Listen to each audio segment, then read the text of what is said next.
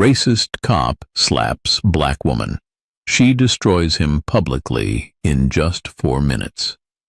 It was supposed to be a quiet day in courtroom 3C of the Charleston County Courthouse, the kind of day where the only noise was the creak of wooden benches or the low hum of a printer struggling to spit out another batch of paperwork no one would read. Outside, the air was humid with the threat of a thunderstorm, and inside the mood was just as heavy. No one expected anything unusual, no protests, no cameras, no press, and certainly not her. Danielle Harris entered the courthouse through the side entrance wearing a light gray blazer over a black blouse, black slacks, and scuffed-up flats that had seen too many fights and never lost one. She walked alone, no security, no entourage, just a slim brown folder tucked under her arm and a calmness that made people around her sit up straighter without knowing why. She didn't come to be seen. She came because someone had called her the night before, an old law school colleague who whispered over the phone, "They're railroading a 15-year-old boy tomorrow. No guardian, no lawyer. It's buried." "You didn't hear this from me." Then they hung up. Danielle wasn't there as a congresswoman, not today. Not as a legal analyst or guest speaker. Today she was a black woman with a memory of her little brother bleeding in a holding cell, of a death labeled accidental restraint and a silence labeled procedural necessity. She had buried him with a head full of law books and a promise she never said aloud. "I'll never let the next one disappear like you." So she sat in the third row of the nearly empty courtroom, quiet, still, and watching. The boy, Micah Lewis, wasn't even in the room. He was being held in a side chamber, visible only through a small rectangular window in the wall. He sat there with a hoodie 2 sizes too big, cuffs hanging off his wrists, feet not touching the floor. No one sat next to him. No lawyer. No parent. Just a kid, waiting for someone to decide who he was allowed to become. On the other side of the courtroom, a tall white officer stood near the prosecution table. His posture was casual, but the tension in his fingers was obvious to anyone who knew how to look. Officer Travis Clay, badge number 3289. Known around Charleston for his efficiency, his discipline, and his ability to file a dozen reports before lunch, all sanitized, all spotless. When Clay spotted Danielle, something in his expression shifted. Not confusion, not curiosity. It was the kind of look men gave when they thought they were about to be challenged in a room they thought they owned. The kind of look that said, "Not here, not you." She met his gaze with silence. Unflinching, she didn't smirk, didn't flinch. She simply existed in a space that wasn't meant for people like her to exist quietly. That, more than anything, set him off. The judge entered. An older man, Judge Raymond Dixon, with a dusty voice and a habit of clearing his throat every few seconds like he was about to say something profound, but never did. "This is the preliminary hearing for the juvenile matter regarding Micah Lewis," he began, flipping through the paperwork as if reading it for the first time. That was when Travis Clay moved. He didn't speak, didn't ask for permission. He simply walked straight down the aisle between the benches, his boots echoing off the tile like warnings. Danielle didn't move. He stopped in front of her. For a second there was a strange, unnatural stillness. The kind that usually happens after something terrible. But here it came before. Then it happened. His hand flew faster than most could process. The sound of the slap was like a gunshot, sharp and sudden. Her head tilted slightly with the force of it, but she didn't fall. Her eyes didn't close. She simply turned her head back and looked at him. No words. No gasp, just that look, like glass. Like steel. The room froze. Even Judge Dixon, halfway through mouthing some procedural line, went completely still. The court clerk dropped her pen. No one moved. No one said a word. Except Officer Clay, whose breathing had grown louder, heavier. "Who do you think you are?" he growled, his voice low but shaking. "Sitting here like you own this place. Like you belong." Danielle slowly stood. It wasn't an act of defiance. It was something quieter, more terrifying. A calm elevation. Her back was straight. Her face was unreadable. But her eyes locked onto his like a hawk to a mouse, and that was the moment power shifted. It didn't take an outburst. No yelling, no threats, just 4 minutes of total, unbearable silence. Officer Clay took an instinctive step back. His hand, still red from the slap, hung stiff at his side. His face twitched, then hardened. But his eyes, they were searching for support. For justification, for control, he found none. Because Danielle Harris wasn't just standing there, she was watching. Not just him. The whole system, the judge, the prosecutor. The bailiff who hadn't moved, the court clerk who refused to meet her eyes, everyone who had made a life out of looking away at just the right moment. And now no one could look away. "Not yet," she said softly. It was the first thing she'd said since entering the room. 2 words, but they landed like a verdict, "Not yet." A storm was coming, not the kind you could track on radar, the kind that started with a slap and ended with a reckoning. By the time Danielle sat down again, Officer Clay had backed halfway to the wall. His voice, once laced with superiority, had vanished. The judge didn't resume the hearing. The room didn't return to normal, because everyone present knew nothing would ever be normal again. And somewhere behind that courtroom wall, a 15-year-old boy in handcuffs blinked for the first time in 10 minutes. As if something had shifted, as if maybe, finally, someone had walked in and seen him. No cameras captured that slap. But by the time the courthouse closed that evening, whispers had already spread. A woman got struck in open court, and the man who hit her left shaking. Danielle didn't report it. She didn't need to. Because something far more dangerous than outrage had been released. The truth, and she intended to use it. The courthouse smelled like stale coffee and history no one wanted to claim. After the slap, after the silence, no one quite knew what to do. Judge Dixon called for a recess without finishing his sentence. The bailiff escorted Officer Clay out with an awkward stiffness, as though unsure whether he was protecting or removing him. And Danielle? She simply walked out the front doors, not with defiance, but with the terrifying poise of someone who had already decided this wasn't over. The whispers had already started. By the time Danielle got to her car, a dark green Toyota Camry with a dent in the back left fender and no parking sticker, she'd counted 3 people pretending to tie their shoes just to glance at her. A courthouse janitor looked up from his mop and nodded slowly. A young woman on the courthouse steps pulled out her phone, not to record, but to text someone. Danielle knew what they were all feeling. They didn't know who she was. But they knew they'd seen something that shouldn't have happened, and someone who wasn't going to let it slide. She got into the car and sat still. Her face in the rearview mirror was calm, but her hands were trembling in her lap. Not with fear, with rage disguised as discipline. She had learned long ago that you never bring fury to a courtroom. You bring facts. You bring fire that knows how to burn quiet. She opened the manila folder on the passenger seat. Inside, a printout of an unofficial juvenile court schedule, typed, unsigned. Micah Lewis, age 15, arrested 2 nights ago.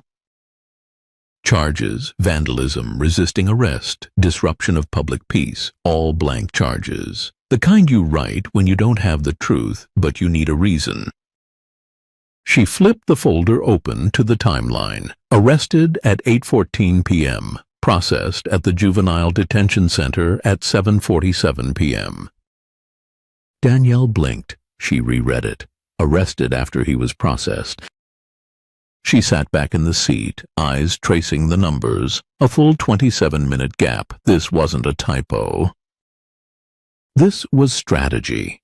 Someone had written the timeline backward to hide what actually happened, but they'd made a mistake. Nobody's that good at lying in perfect order. She picked up her phone, dialed the number she hadn't used in almost 2 years. "Travis," she said when the line connected, "you still have access to Charleston PD traffic cams?" The voice on the other end paused. Travis Moore, a former public defender turned investigator, had helped Danielle in the old days, back when her fights were about prison reform and not political headlines.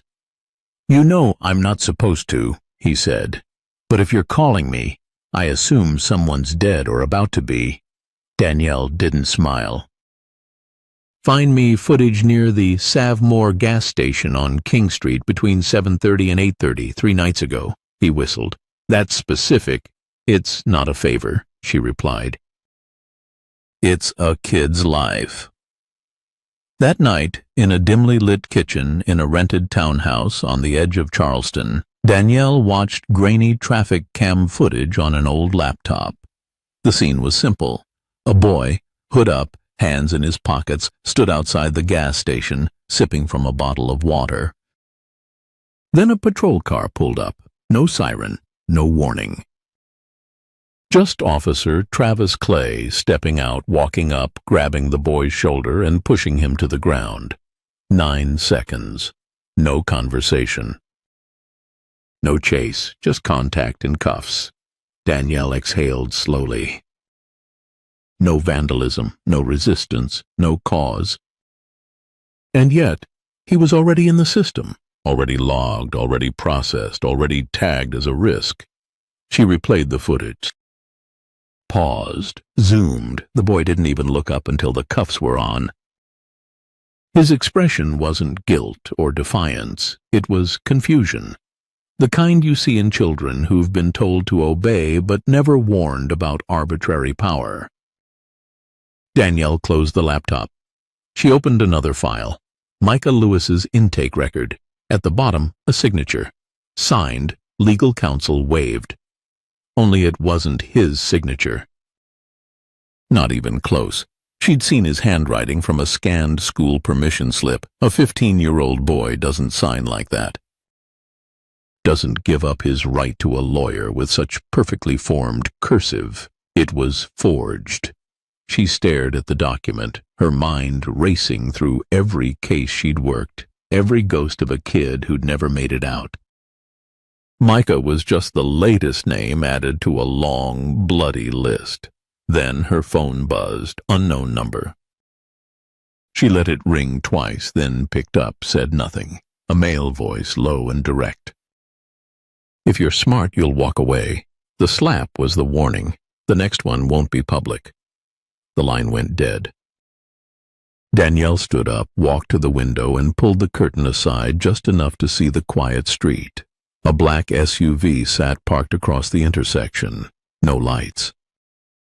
No movement. She didn't need confirmation. She'd seen that dance before. She walked back to the table and picked up a photo of her younger brother, Jonas, age 17 when he was arrested for loitering outside his own school. 3 cracked ribs and a ruptured spleen later, he died in the hospital while the officer in charge was reassigned.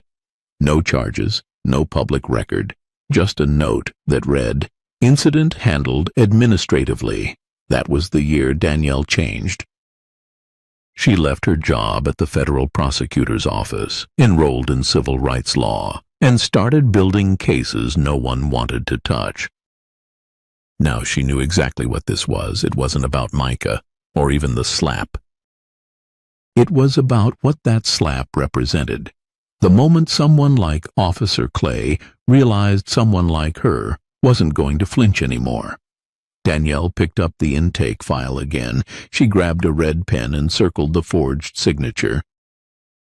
Then she wrote 2 words across the page. Not accidental. She wasn't angry. She was ready. By morning, the slap had become legend. No official statement. No headline. No leaked footage. Just whispers. In courthouse corridors. In coffee shop corners. Even in the break room of Charleston PD. Everyone was talking about her. The black woman who didn't flinch. The one who didn't scream. The one who stood taller after being hit. Danielle Harris had made the system blink, and it hated her for it. She knew better than to trust silence. At 8:10 a.m., she arrived at the Charleston Police Department's administrative building, not through the front, but through the side entrance meant for visiting attorneys and social workers. She didn't carry a briefcase, just a messenger bag and purpose. "I'm here to review the internal records of Micah Lewis's arrest," she told the officer behind the glass partition. The woman squinted at her. "Are you his lawyer?" "No," Danielle said, "but I represent the public's right to oversight. And this is an emergency records access request filed under State Juvenile Transparency Law, subsection 402B. The officer blinked twice, unsure whether to argue or fetch a supervisor. Danielle slid a folded paper across the counter. "I'd prefer not to make this public. But if I have to file a motion through the City Council's Civil Review Committee, I'll do it in front of cameras. Your call." 10 minutes later, she was in a file review room, flipping through hard copies and scanning digital records on a dusty desktop monitor with outdated software. Micah's file was cleaner than it should have been. Too clean. She tapped through the logs. Arrested at 8:14 p.m. Processed at 7:47. Same discrepancy. The footage she'd secured from Travis had already been mysteriously deleted from the public archive system, but she had a copy saved on an encrypted drive. Then she noticed something strange. There was no body cam footage listed, not even an indication it had failed, just nothing. She checked the shift logs. Officer Travis Clay was marked as wearing a functioning camera at the time. That alone was enough to trigger a mandatory flag under state policy. Yet here, not even a line that said camera malfunction. It had been erased. She took a deep breath. Someone didn't just fudge a timeline. They'd rewritten reality. Back at her car, Danielle opened her phone. A text from a blocked number blinked onto the screen. "Meet me tonight, Grant's Books." 10 p.m. Don't bring anyone. She stared at it, didn't respond. Just memorized it, then deleted it. That evening, the back entrance to Grant's Books creaked open like it had been waiting. The old bookstore, long shut down and turned into a storage space, smelled like dust and old ink. Inside, a single lamp lit the far table. A young man sat hunched over, sweatshirt zipped to his throat, nervous fingers fiddling with a pen, his name tag still pinned crookedly to his chest. Moloch Rowe, junior records clerk. She'd seen him before in the archives, always moving like someone trying not to be noticed. But he had watched her that day in the courtroom. Danielle remembered his eyes, silent, calculating, afraid. "You came alone," he said, without looking up. "You said not to bring anyone," she replied, sliding into the chair across from him. He pulled a manila envelope from under the table, his hands trembling. "I could get fired for this." "Or worse." "Then don't hand it to me," she said softly. "Just talk." He opened the envelope anyway. Inside were photocopies of original arrest forms, versions she hadn't seen. Witness statements that contradicted the official timeline. A page from a digital log showing that body cam footage had been manually removed from the archive queue by a user with override credentials. Danielle leaned in. Who else knows? No one, Malik whispered. They don't even know I made copies. I work at night. They think I just file and go home. She studied the logs. One entry stood out. The user who accessed Micah's file the day after the arrest wasn't Clay. It was someone logged in under admin privileges, someone operating from within the chief's office. Danielle's stomach twisted. This wasn't Clay acting alone. Malik nodded. There's more. There's a unit they don't put in the org charts. They call it field adjustment. They handle problem kids. No official cases, just disappearances. Danielle said nothing for a moment. Then she leaned forward. You want to do something about this? Malik's eyes darted toward the door. I already did. I gave you this. She didn't press, didn't need to. What mattered was what she now had, proof. Not just of police misconduct, but of intentional deletion, internal tampering, and something far darker. A system built not to correct itself, but to protect those who dismantled others in silence. Back at her place, Danielle scanned the documents, secured the drive, and added Malik's logs to a growing investigation board she'd built in her garage. Red string linked names. Clay, a captain named Ellison, a deputy records officer, and now, through access logs, Chief Bennett Granger. One more connection and she'd have a straight line. The knock at her door came at 2:07 a.m. 3 short raps. She stood behind the door for a moment, silent, breathing slowly. A voice spoke through the wood, calm. Familiar. You're being watched, not just followed. Watched. Danielle opened the door just enough to see a man in a plain navy jacket, gray hair, no expression. No name. I know what you're doing, he said, and I'm not here to stop you. Then what do you want? I'm here to tell you this isn't just about Clay. You've stepped into a network, not a mistake, and when you pull one thread... He paused, looking over her shoulder at the board inside. The whole thing unravels. Including people you didn't expect to be part of it. She didn't blink. Like you? He almost smiled. Like me. Then he turned, walked away, and left her with a storm pressing against the walls of her house and a truth forming in her chest. She wasn't chasing justice. She was chasing a system that had already erased hundreds of names like Micah's and filed them under nothing to see. But this time someone was watching, and someone finally was ready to speak. The morning after the meeting at Grant's Books, Danielle stood in front of her bathroom mirror, brushing her teeth with one hand and staring at herself with the other. Her eyes were sharper now, as if her reflection knew the path ahead would demand more than just resilience. It would demand exposure. She had the first real piece, a whistleblower, Malik, with documents that proved intentional tampering.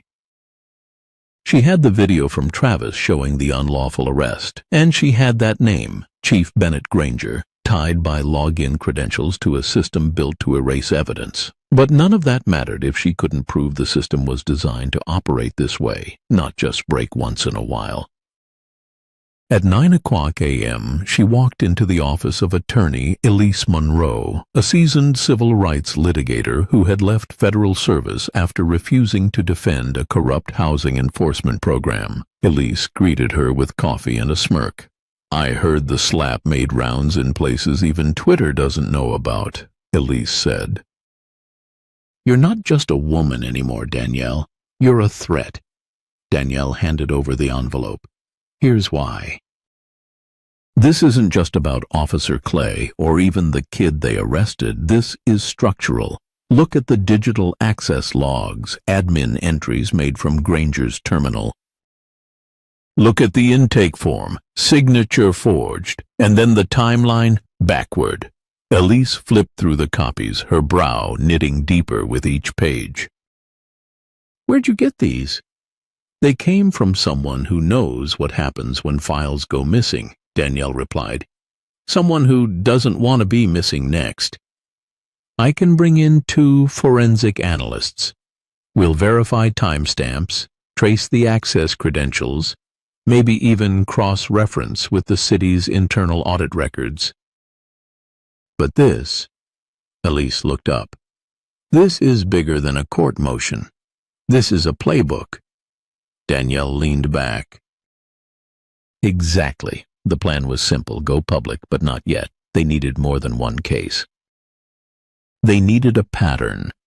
So Danielle went digging into the last 24 months of Charleston Police Department juvenile arrests. She pulled records flagged as nonviolent disruptions, procedural intake, and the most ambiguous one, temporary hold due to behavioral concern. All of them black kids, ages 10 to 17. Nearly all of them lacked legal counsel at the time of processing, and more than half were tied to the same officers. Not just Clay. 3 others, Sergeant Dana Whitaker, Officer James Ellison, and Patrol Lead Tyler Brooks. Danielle pinned their names onto her investigation board. Every one of them had a record with no complaints. That alone was suspicious. No one in law enforcement works 8 years with a spotless record unless the spots were never written down. She was still staring at the board when her phone buzzed. A new number, no caller ID. She answered with caution. Harris. A deep, older voice replied. I saw you meet Malik Rowe. Danielle didn't respond. The voice continued. I'm not warning you, I'm inviting you. If you want to see how deep this goes, you'll come to 14th and Pine. Service entrance, midnight. The line clicked off. Elise was furious when Danielle told her. This could be a trap. These people are already deleting footage and forging signatures. You show up alone, you may not walk back. Danielle shook her head. If I don't go, I'll never get the second level. We've seen the enforcement. I need to see the design. That night, just before midnight, Danielle parked 2 blocks away from 14th and Pine and walked. No weapons, no wire. Just her recorder app running silently in her pocket. The service entrance was marked with peeling paint. She knocked twice. The door opened a crack. A man in his late 50s stepped aside to let her in. He wore a blue janitor's jumpsuit. His face was lined, his eyes tired. His name tag read Ray. I've been inside this place longer than most cops stay on the job, Ray said as he led her down a narrow hallway. I used to think the reports were just lazy. Then I saw kids come in, get moved around, and suddenly the paperwork didn't match the names. He opened a locked file drawer in what looked like a storage closet. Inside were 2 battered folders. Names, he said. Not just Micah, dozens. They call them disruptors, internally flagged for preemptive field adjustments. Danielle opened one folder. A 13-year-old girl, school record excellent, no disciplinary issues. Police reports said she was seen acting erratic outside a pharmacy. The file marked her as potential high risk. Recommendation: detain, process, do not escalate, no guardian notification. No official charge. She looked up. What is this? Ray met her eyes. This is how they clear the streets before grant applications go in. You think it's about justice. It's about redevelopment. They mark the neighborhoods, then they mark the kids. Danielle's chest tightened. So, these kids are sacrificed to make neighborhoods look safer for investors? Ray nodded. Every name you see here was flagged a week before a housing announcement or a school board rezoning. He handed her one last envelope. Inside was a handwritten list. At the top, underlined, Rapid Intervention Unit. Clay, Whitaker, Ellison, Brooks. And one more name, Coordinator, Chief B. Granger. Danielle exhaled slowly. They built a machine that eats children and calls it policy. Ray locked the drawer and turned to her. "You didn't come here just to know. You came to stop it." Danielle nodded. Ray looked her in the eye. "Then don't wait. These kids don't have time."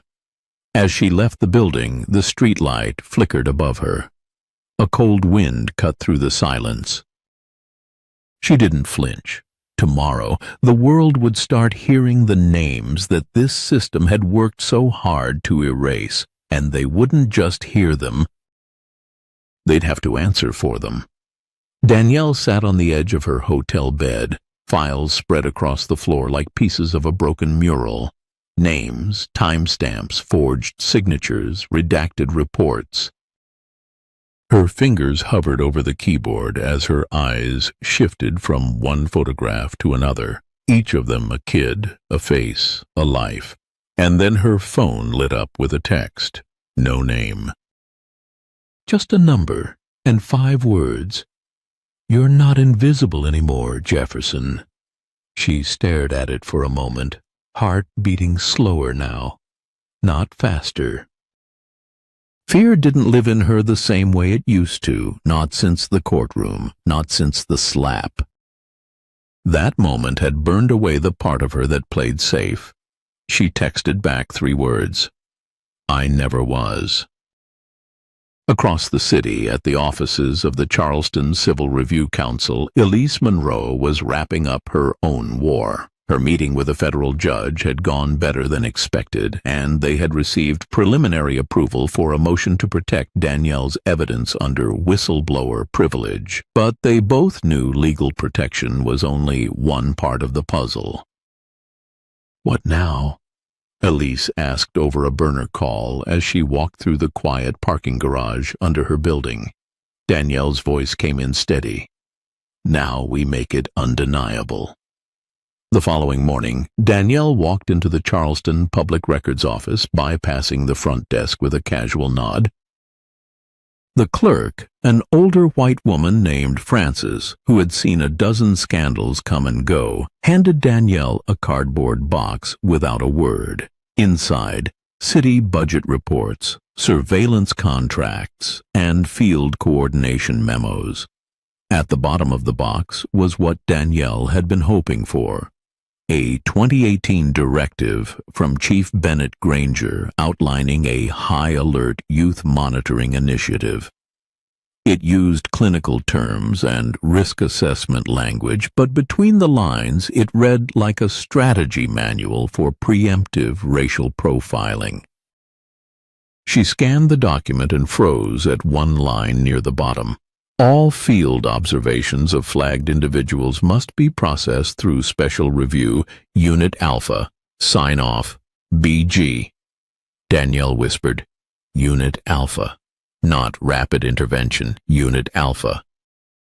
Back at her hotel, she pulled up Ray's list of names. At the top, Granger, then Clay, Whitaker, Ellison, Brooks. But now, 2 more names came up. Ones she hadn't seen before. Officer Lena Sharp and Data Coordinator Miguel Rollins. She cross-referenced their patrol zones with past arrests. It fit. These were the watchers, the handlers, the ones who didn't make the arrest but coordinated who should be arrested. They didn't touch the victims, but they wrote the algorithm that made it happen. The deeper Danielle dug, the more she realized this wasn't just a culture of silence. It was a machine of silence, designed, calibrated, and run with bureaucratic perfection. She needed to go public, but this time not through a press release or legal motion. She needed to show the people what had been done in their name. At 6:00 p.m. the next day, Danielle arrived at a modest community center in North Charleston. Word had already spread. Over 100 people filled the folding chairs in the hall. Parents, teachers, students, even a few off-duty officers standing quietly near the back, unsure of which side they were on yet. Danielle stepped onto the small stage with no microphone. Just a projector and a stack of manila folders. She didn't start with speeches. She started with names. Micah Jones, age 15, Detained without legal counsel. Filed under school disruption. No charges. Kendra Lee, age 13. Labeled non-compliant. Removed from her home during a housing inspection. Isaiah Fulton, age 16, arrested for lingering. No evidence, held for 12 hours. Then she showed the reports. The exact same phrases in all of them. Subject demonstrated evasive behavior. Potential for disorder. Guardian contact not verified. Then she projected the internal memo, Unit Alpha, Special Review. This, Danielle said, her voice rising slightly, is not incompetence. This is intentional. This is a system that punishes you for existing while black in the wrong zip code. From the back a woman stood. Oh. Danielle recognized her from a previous visit. Tasha Bell. My son was one of them, Tasha said. They told me he resisted, but they never told me where they took him. For 2 days, the room tensed. Danielle responded softly. Do you want to see the file they wrote about him? Tasha nodded. Danielle pulled it from the stack and handed it down the row of people until it reached her hands. Tasha unfolded the report and read the first line aloud. Subject displayed combative posture. Her voice cracked. My son is 8. He still sleeps with a nightlight. Danielle let the silence sit. Then she said, We will no longer allow them to write these stories for us. Tonight, we take the pen back. She handed out blank index cards. Write their names, she said. Your sons, your daughters. Your neighbors, your students. Write down what they took. And tomorrow, we tell the world what they tried to erase. The next morning, those cards lined the entrance to City Hall. Dozens, then hundreds. Each with a name, an age, and a simple message. We remember. It took 2 hours before city officials issued a response, a formal review. A promise to evaluate, but Danielle wasn't waiting. That afternoon, she launched a live stream called Erased, The Children Charleston Forgot. No edits. No music, just her and the files flipping through them one by one. At the 30-minute mark, she paused. They slapped me in that courtroom because I didn't belong. They wanted me out of their way, but what they didn't realize was that I wasn't alone. She looked directly into the camera. Now they'll have to answer not just to me, but to all of us. Within hours, the stream passed 500,000 views. By midnight, someone posted a copy of the Unit Alpha memo on Reddit. An anonymous caption read, Granger built the cage. She's lighting it on fire. Danielle didn't celebrate. She didn't sleep. She wrote 3 words on her bathroom mirror that night. Next, the reckoning. The air inside the federal courthouse in Columbia, South Carolina, felt heavier than usual. Danielle's heels tapped slowly across the marble floor as she walked toward the chamber where the emergency hearing was scheduled. Outside, local media vans crowded the block. But she didn't look at them. She had one focus now: exposure and consequence. Not just for Officer Clay, but for the entire machine he had helped keep hidden. This hearing wasn't about her, not anymore. Inside, rows of observers whispered as she entered. A few heads turned, a few hands reached for their phones. On the opposite side of the chamber, she spotted Bennett Granger seated next to 2 lawyers in tailored navy suits. His face was unreadable, but his body gave him away. Rigid posture, clenched jaw, fingers wrapped too tightly around a pen.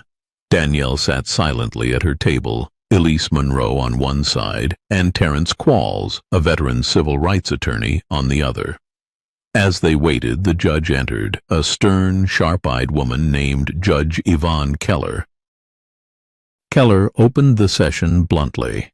We are here to address multiple allegations regarding procedural misconduct, falsification of legal records, unauthorized surveillance of minors, and coordinated institutional cover-ups involving the Charleston Police Department's Rapid Intervention Task Force and its affiliates. There was no ceremony, no indulgence. Danielle stood when prompted. "Your Honor, the evidence submitted details a systemic violation of constitutional rights and the orchestration of false legal documentation targeting minors of color. We are not pursuing this for compensation.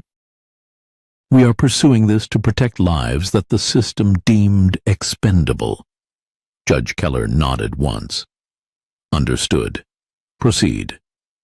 Danielle clicked a remote. The screen behind her lit up. A spreadsheet populated with arrest records, not just names. Patterns. 73 minors detained with no attorney. 52 lacked guardian contact. 44 were held in facilities with no documentation of medical evaluation. A voice from the defense side interrupted. "Your Honor, the defense would like to question the authenticity of these documents. Most appear to have been accessed without warrant." Keller's gaze sharpened. "Are you suggesting the documents are falsified?" The lawyer paused. "We're suggesting they were accessed through improper means, possibly compromising their chain of custody." Terrence stood. "If I may, Your Honor." The chain of custody was preserved. Each document was encrypted, time-stamped, and verified through independent data recovery experts. Keller turned back to Danielle. "Do you have corroboration?" Danielle didn't answer with words.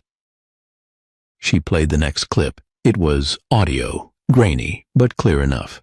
"Just flag them for review," a male voice said.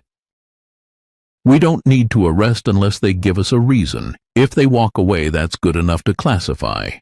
It was Granger's voice. Danielle waited for a reaction. Granger didn't blink, but the people behind him did. One of his aides shifted in his seat. Another leaned forward like the floor beneath him might crack. Danielle turned toward the judge. That clip was recovered from an internal server labeled meetingconf119.mp3. Cross-checked with IP logs from the Charleston Police Data Hub. Granger's device ID was active during the time of the recording. Granger stood. "That audio is incomplete, out of context. I was discussing public safety measures, not targeting youth." Judge Keller raised her hand. "You will have time to respond, Mr. Granger. For now, sit down." The silence that followed was brutal. It wasn't just tension, it was exposure. Danielle stepped forward again. "I'd now like to introduce a witness. Someone whose involvement in the record-keeping process directly implicates the named officers and officials." The side door opened. Malik Rowe entered slowly, his hands trembling slightly, a manila folder under his arm. Whispers erupted in the courtroom. Granger's eyes locked onto him, jaw twitching. Malik took the stand. He looked at Danielle for a moment before speaking. "My name is Malik Rowe. I worked in the Digital Records Department at the Charleston Police Department. I was instructed, repeatedly, to adjust time logs, redact names, and categorize youth interactions under non-criminal codes to avoid paper trails." "By whom?" Keller asked directly. Malik inhaled. "Officer Clay, Officer Lena Sharp." "Supervisor Granger, did you ever receive direct orders?" "Not on paper, but always verbally, and the pattern was the same every time. If a black minor was picked up near a flagged zone, the report was edited, always the same line. Disruptive presence, intervention required, even if the kid was just walking home." Danielle approached with another document. This is one of the unredacted reports recovered from the system. Note the timestamp of arrest and compare it to the footage from a local bodega. The screen showed a grainy video of a boy standing at a corner drinking a soda. Time code 4:12 p.m. The arrest report said 4:53 p.m., resisting arrest. "He wasn't resisting," Danielle said. "He didn't even move." Granger stood again. "Your Honor, we're here for a procedural hearing, not a public trial by media." Judge Keller's gavel slammed once. "This is your final warning, Mr. Granger." Danielle walked back to her table and sat down. She was done speaking for now. Because the silence in the room said more than any argument could. For the next 30 minutes, file after file was reviewed, each one a reflection of the same mechanism. The same language, the same omissions, and in every one, the implication was clear. This wasn't a department that made mistakes. It was a department that planned outcomes. By the end of the hearing, the judge ordered a formal federal investigation into the Charleston Police Department, an immediate suspension of Officer Clay pending trial, and a subpoena for Granger's personal digital communications. But none of them celebrated, because this wasn't the end. It was only the first crack in the foundation. Outside the courthouse, Danielle stood on the steps surrounded by reporters. She raised her voice not to deliver a speech, but to issue a warning. To every system built on hiding truth, understand this. If it takes me 4 minutes to destroy a man who struck me, imagine what I can do with 4 months of your lies. We're not scared. We're not done. And we are not going away. That night, a new clip went viral. It wasn't from a news network. It was a cell phone video. Danielle in front of the courthouse, sunlight behind her, voice calm but firm. And the caption read, "She didn't shout. She didn't run. She just exposed them with receipts." The city of Charleston didn't sleep easy that night. Because justice had a name now, and she wasn't hiding anymore. Danielle's name was no longer confined to whispers in government halls or murmurs behind court doors. By now it was shouted through school hallways, posted in break rooms, debated in local diners, and dissected in online forums. She wasn't just a woman anymore. She had become a symbol, and for many a threat. The Charleston courthouse had barely caught its breath from the last hearing when a new storm hit. Not a direct counterattack, but something darker, more insidious. That morning, Danielle received a certified letter from the South Carolina State Prosecutor's Office. It wasn't a summons, it was a charge: abuse of position, misuse of confidential data. Incitement of unauthorized public activism. Elise read it once, then a second time. "They're flipping the script," she said, dropping the pages on the table. Danielle stood at the window of the small office they'd been using, watching traffic hum past the morning rain. "They want the people to think I'm the one breaking the law now. That exposing the truth makes me dangerous." Elise crossed her arms. "And it's working. Look at the media. Half the stations are already running stories questioning your credibility." Danielle turned. "Then we shift the battleground." That afternoon, Danielle went live on a grassroots media platform. No filters, no flashy production, just a folding chair, a white wall, and a camera. Her voice was calm, her eyes steady. "They want to scare you with process," she said. "To make you believe that digging up truth is a crime, that questioning authority is rebellion. But ask yourself, if I fabricated this, why are they charging me instead of disproving what I found?" She then detailed piece by piece how she had received the files, how each witness approached her voluntarily, and how every document had been archived by third-party verification. "It's not about me anymore," she said. "It's about how far a system will go to silence the people who refuse to be erased." The video spread faster than any formal press statement could. Students began printing her quotes on flyers. Parents discussed her words during PTA meetings. Community churches read her statement aloud during Sunday services, but not everyone was celebrating. That same night, a familiar number flashed on Danielle's phone. She hesitated before answering.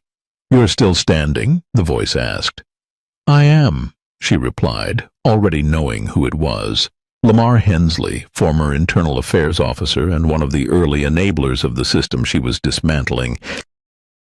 I've got one more name, he said, but if I give it to you, you'll be hunted harder than ever. Danielle's voice didn't waver.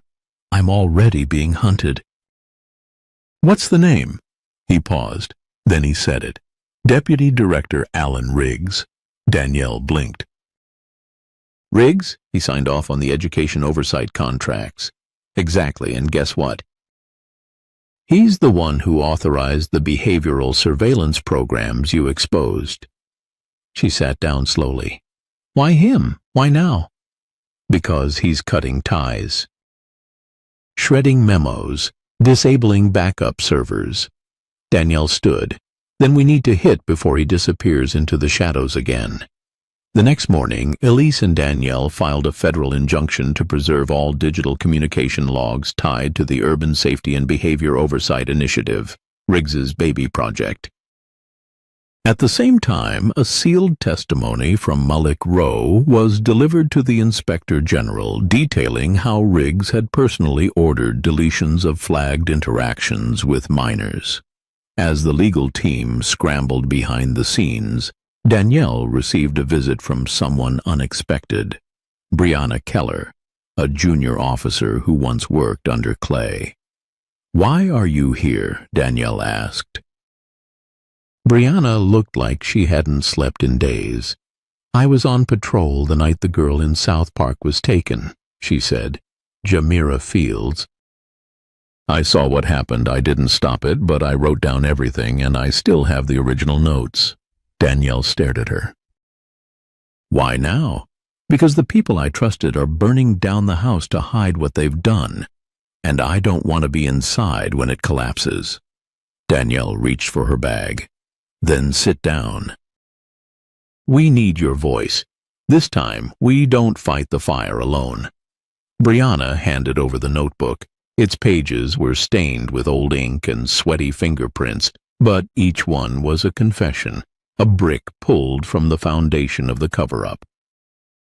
Within 48 hours, Danielle's team compiled a new exhibit for the pending case, testimony from Brianna, digital logs from Riggs's system, video stills from Jamira's neighborhood, and a timeline of deleted files recovered through data forensics.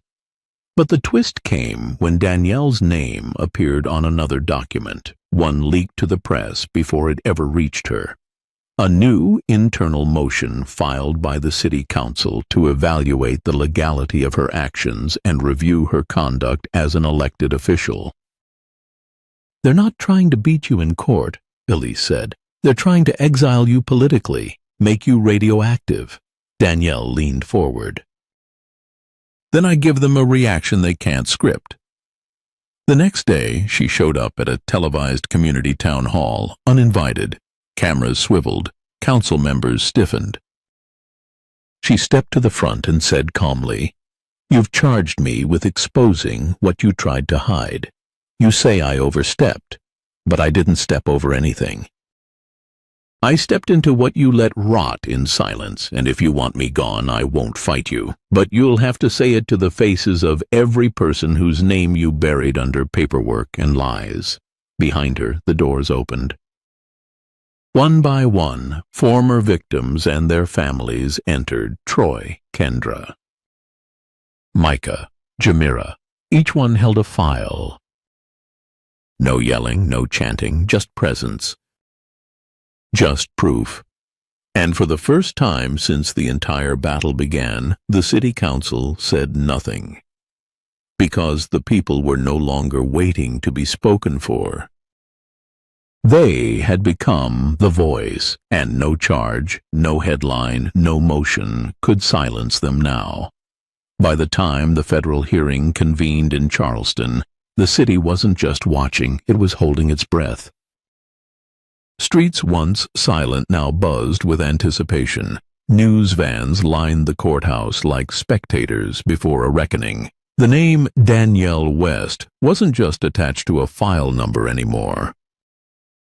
It had become a movement. Danielle didn't walk into the courthouse flanked by high-powered attorneys. She entered with Elise Choi, Malik Rowe, and Brianna Keller, people once silenced, now choosing to stand tall.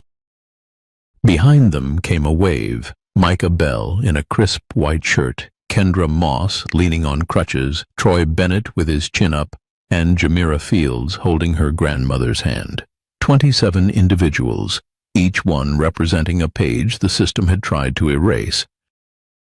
The courtroom itself felt colder than usual, not because of the AC, but because the walls themselves seemed to resist what was about to happen. The judge, a sharp-eyed woman with a no-nonsense tone, opened proceedings.